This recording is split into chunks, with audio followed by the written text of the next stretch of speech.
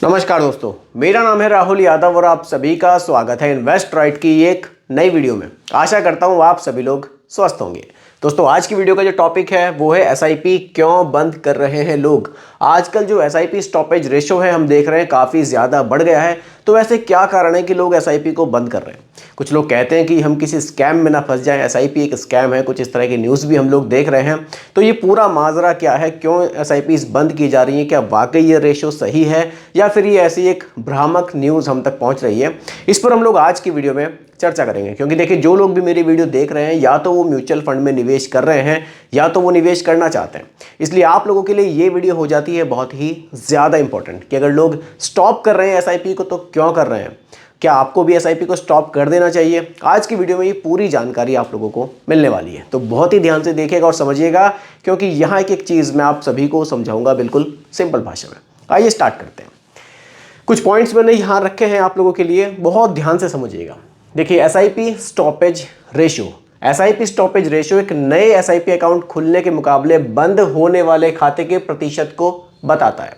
देखिए, SIP stoppage ratio मई में हमने देखा था सबसे ज़्यादा हाई पर गया था, 88.4% पर गया था। इतना तो ये कोरोना के टाइम पर भी नहीं गया था।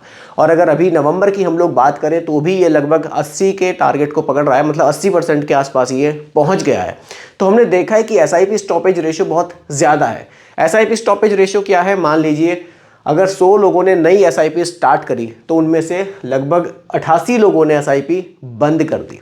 तो यानी कि जो स्टॉपेज रेशो है ये बहुत ज़्यादा इस समय पर हो रहा है। तो इसके क्या कारण हैं?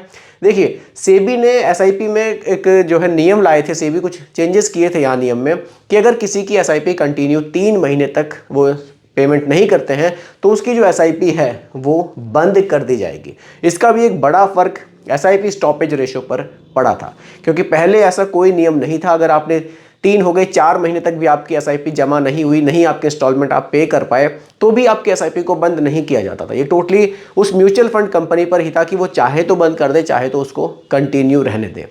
लेकिन सेबी के नियम के आने के बाद ऑटोमेटिक ही वो एसआईपी अकाउंट्स फ्रीज कर दिए जाएंगे जो 3 महीने तक अपने इंस्टॉलमेंट को पे नहीं करेंगे। तो एसआईपी स्टॉपेज जो बढ़ा है उसमें ये भी एक बहुत बड़ा कारण निकल कर आ रहा है। आगे बढ़ते हैं। लोग एसआईपी बंद भी कर रहे हैं। ऐसा नहीं है कि पूरे के पूरे जो एसआईपी बंद हो रहे हैं वो इसी वजह से हो रहे हैं कि 3 महीने की हमने इंस्टॉलमेंट नहीं दी और हमारी एसआईपी रुकी। ऐसा तो नहीं है। कुछ लोग अपनी मर्जी से भी एसआईपी बंद कर रहे हैं। उन कारणों पर भी चर्चा करते हैं। देखिए, इन दिनों मार्केट में बहुत ज़्यादा उथल पुथल चल रही है। ये हमने पूरा साल ही देखा है कि हाँ, इस साल तो काफ़ी उथल पुथल मार्केट में रही है।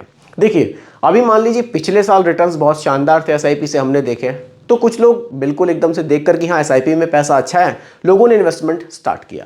लेकिन 4 महीने 6 महीने हुए जिनको निवेश करते वो लोग घबरा गए कि अरे यार, यहाँ तो हम लोग फंस गए हैं म्यूचुअल फंड में। तो वो लोग एसआईपी को स्टॉप करके अपने पैसे को रिडीम कर रहे हैं। लेकिन उन लोगों को अभी नहीं पता है कि ये गिरावट का जो समय है ना, ये उन लोगों के लिए फ्यूचर में बड़ा फायदेमंद हो सकता है। अभी क्या है, नए नए इन्वेस्टर हैं, सलाह किसी से नहीं ली, खुद से एसआईपी स्टार्ट करी देखकर कि हाँ फंड्स के रिटर्न्स अच्छे हैं, पिछले 2-3 सालों में रिटर्न्स अच्छे रहे, निवेश कर दिया। अच्छी बात है, निवेश आपने किया, लेकिन क्या है कि धैर्य नहीं है। अभी देखा 6 महीने में ही घबरा गए। और ये हमेशा ही देखने को मिलता है कि जो नए इन्वेस्टर हैं, जो सोच के साथ आते हैं कि म्यूचुअल फंड में बहुत जल्दी हम लोग पैसा बनाएंगे, वो बहुत जल्दी निकलते भी हैं। जिसके अंदर धैर्य होगा। देखिए, कोरोना के टाइम पर भी लोगों ने एसआईपी बंद की थी, लेकिन कुछ लोग उस समय भी थे जिन्होंने एसआईपी को स्टॉप नहीं किया था। उन्होंने अपने निवेश को कंटिन्यू रखा था, डिसिप्लिन में रखा था। उन लोगों से आप पूछिएगा कि उनको कितने ज़्यादा रिटर्न्स मिले। अगर आज गिरावट के टाइम में भी आप उनकी एसआईपी को देखेंगे ना, तो भी आपको प्रॉफिट में ही देखने को मिलेगी। कारण है उन्होंने उस समय बहुत बढ़िया रिटर्न्स अपनी एसआईपी पर बनाए थे।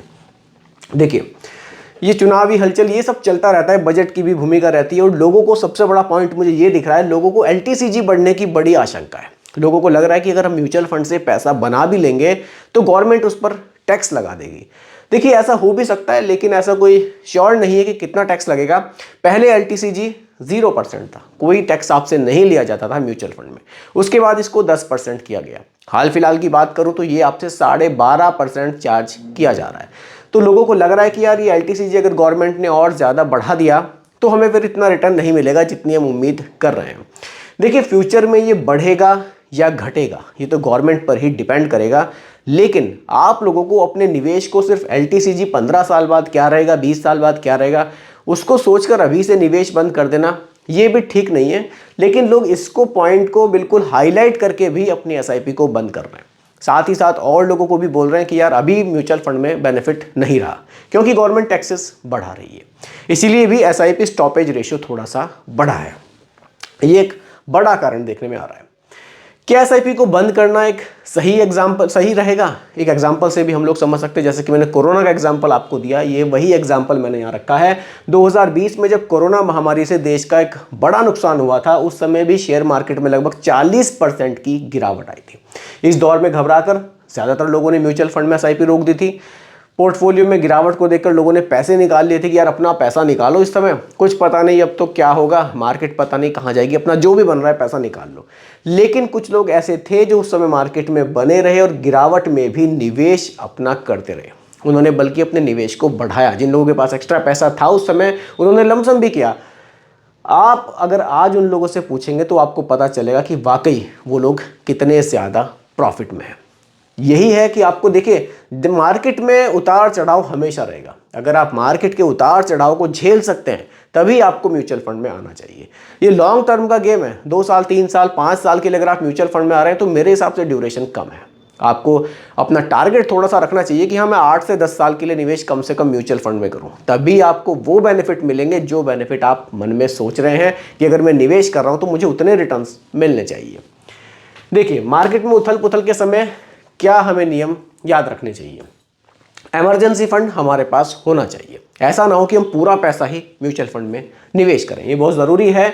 म्यूचुअल फंड सेल करने की प्लानिंग तो बिल्कुल ना करें। मान लीजिए मार्केट में आज गिरावट है तो बिल्कुल आप अपनी प्लानिंग को बिल्कुल मत बनाइएगा कि मुझे अभी म्यूचुअल फंड अपने सेल करना है, मुझे यहाँ से पैसा रिडीम करना है। ये आपके लिए बहुत बहुत ज़्यादा नुकसानदायक हो सकता है क्योंकि आज मार्केट में गिरावट है, मार्केट में गिरावट रहेगी, उस समय पर अगर जो आपका इन्वेस्टमेंट होगा वो आपको फ्यूचर में अच्छे रिटर्न्स देगा। गिरावट के समय पर अपने पैसे को विड्रॉल करेंगे तो आपको नुकसान होगा। इसको ज़रूर ध्यान रखना है। अपने निवेश के साथ डिसिप्लिन में रहें। जो भी आपका इन्वेस्टमेंट है, जो भी आप इंस्टॉलमेंट पे कर रहे हैं SIP के थ्रू, उसमें आप बिल्कुल डिसिप्लिन मेंटेन करें कि हाँ मेरी SIP की जो टाइम है, जो डेट है वो 5 तारीख है या 8 तारीख है, जो भी है उसमें आपका जो निवेश है वो हो जाना चाहिए। आपकी SIP डिडक्ट आपके अकाउंट से हो जानी चाहिए। बिल्कुल उसको आप डिसिप्लिन में रखें। अगर आपके पास एक्स्ट्रा अमाउंट है तो लमसम ज़रूर करें। बिल्कुल, अगर मार्केट में गिरावट का टाइम चल रहा है, पैसा आपके पास एक्सेस है जिसकी ज़रूरत आपको आने वाले 5 से 8 साल, 10 साल नहीं है, तो बिल्कुल आपको उस पैसे का लमसम ज़रूर कर देना चाहिए। पोर्टफोलियो को डाइवर्सिफाई करें, इससे आप अधिक रिस्क से बचेंगे। ये तो मैं लगभग आप लोग जानते हैं, हर वीडियो में कहता हूं कि पोर्टफोलियो को डाइवर्सिफाइड ज़रूर रखें। ऐसा ना हो कि हमारा पूरा पैसा एक जगह ही निवेश रहे।